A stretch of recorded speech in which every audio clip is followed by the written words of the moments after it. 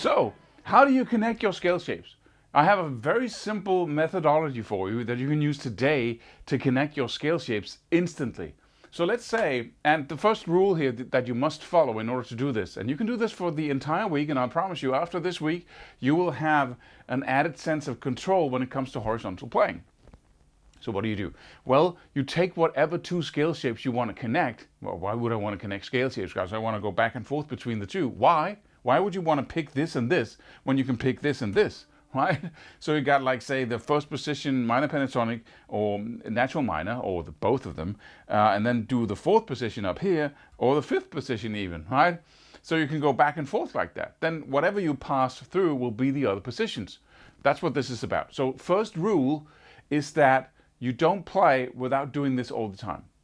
You know, if you're playing over a jam track, if you practice what scales, if you practice soloing, practice a lick, practice improvisation, you do this all of the time. And you stick with it for long enough for it to be completely easy, and you can remember it the next day you pick up your guitar. It's like it's a home thing now, right? So let's just take the first position, minor pentatonic, with the natural minor on top of it. And then the fourth position, minor pentatonic, with the natural minor on top of it. And for this I've just recorded an A minor and an E major. And so what I do is I take just one string. So I take these shapes. You know the first position minor pentatonic, right? Right? In the fifth fret. That's what we're working with. And then we are adding the notes of the natural minor. So just to go through the strings, we've got the fifth, we got the seventh and the eighth on the low E string.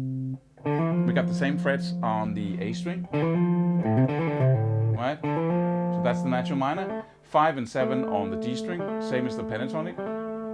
Then we got the fourth, the fifth, and the seventh on the G string. These are the pentatonic notes. This is the extra natural minor note.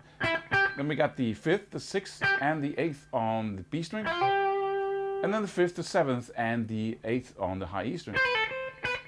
And within this, I got my minor pentatonic that I can rely on. You know, I can use those notes as a safe zone. So, and the notes of the natural minor as spice to that, right? And then I connect that to the fourth position up here, and I have my notes in the natural minor. The pentatonic looks like this: 12 and 15 on the top string, 13 and 15 on the B, 12 and 14 on the G, and 12 and 14 on the D. Then we have the 12th and the 15th on both the A string and the E string. And the natural minor looks like this. We got an extra note on both the two top strings. We got one in the 13th fret, and we got the one in the 12th fret. So these two, so we got 12, 13, and 15 on both the high E string and the B string. And then if in the cage shape, the two notes on the G string remains the same, 12 and 14. And then in the 12th, 14th, and 15th, I got the notes on the D string and also on the A string. And then on the low E string, I got the 12th, the 13th, and the 15th. So those are the two shapes we connect. And then I pick one string. I want to pick a great one, so I'm just, to start with, I'm picking the G string. Right? So I line it up and I say, okay, these are my three notes. Right? And then I go for the 9th, I go for the 10th, and I go for the 12th, and then I'm up in the fourth position in the 14th fret. So I can go.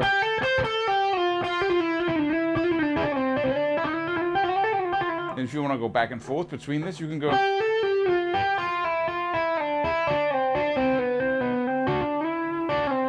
Right? So you simply just pick one note, hammer onto the note on top of it, and pull off again. Then slide down to the next note, hammer onto the next note on top of it, pull off again, and slide down or slide up.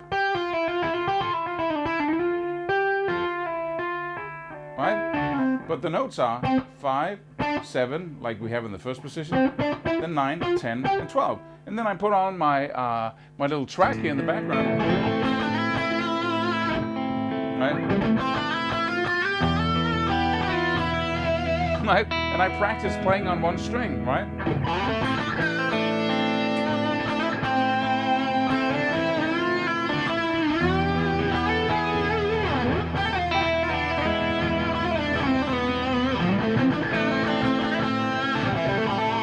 Let me go up to the fourth position.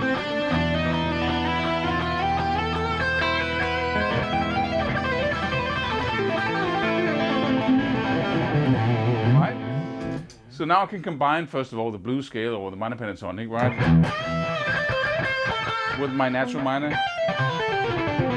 right? The same thing goes down here. And then I have my one string bridge, right? And I spend so much time, I pick up my guitar first thing in the morning, put on a jam track, I start, using that one string, right? And then next time I'm practicing, that's the first thing I do again, and the first thing all the time, until it's completely natural, and I stay in the same key. Main rule, stay in the same key for an entire month, for instance, right? So these little patterns here, the one string patterns, gets connected to the actual dots on the fretboard, makes it much easier, and makes it then easier once you shift to another key. You don't have to battle that perspective. You can simply just, in the beginning, just stick with the dots on the fretboard. That happens automatically. Then the next thing I do, the next week, or, whenever this is super easy, right? I just do another string.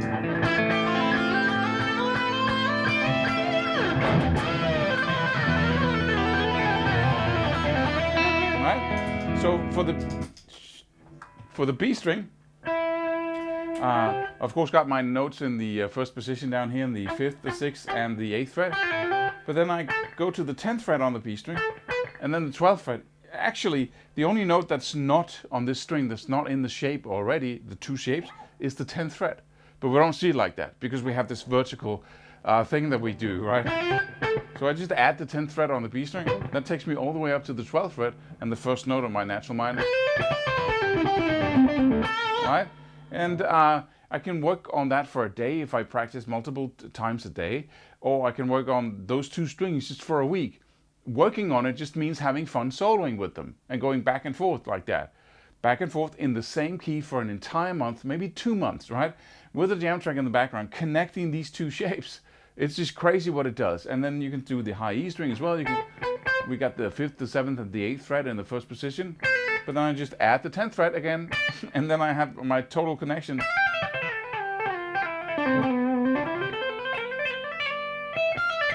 But we need to use it when we are soloing in order to get it into our fingers, and that's where it needs to be. Not in a visual memory, but in an actual movement, right? So go back and forth between the 1st and the 4th and use these one string patterns as a bridge. Stay with one string patterns for as long as it takes to make it absolutely as natural as playing the first position minor pentatonic. That's the key. Stick to it. Stay with it. Go back and forth. Forget it. Go to another string. Go back to the other one again. Go to another string. Go back to the other one. Take a third string. Go back to the two others. Back and forth like that. Stay with it for long enough for that to be ingrained in your brain. And then don't forget to subscribe and hit the bell icon, and I hope to see you in one of the next videos here.